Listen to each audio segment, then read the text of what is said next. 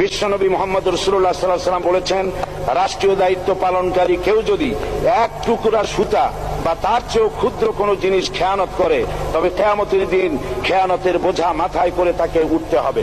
মাননীয় স্পিকার, আল্লাহ রসুল যে সরকার ব্যবস্থা প্রতিষ্ঠা করেছিলেন তা সত্যিকার অর্থে ছিল জনকল্যাণমূলক সরকার। নবী করিম সাল্লাল্লাহু আলাইহি ওয়াসাল্লাম সরকারি কর্মকর্তাদের বিরুদ্ধে কোনো অভিযোগ পেলে তখনই ব্যবস্থা গ্রহণ করতেন। আইনের চোখে সবাই সমান, শাসকদের আত্মীয় স্বজন কারো পক্ষে সম্ভব ছিল না জনগণের উপরে জুলুম করা।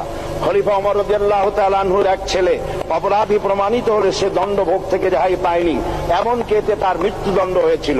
আবার খলিফা নিজেকে আইনের ঊর্ধ্বে মনে করতেন না, তাই বর্ম চুরির ঘটনা আলী রাদিয়াল্লাহু তাআলা আনহু কাজীর দরবারে সাধারণ ফরিয়াদির মতো উপস্থিত হন।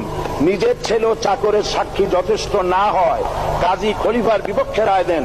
এখানে বিচার বিভাগ ছিল সম্পূর্ণ স্বাধীন এবং শাসন বিভাগের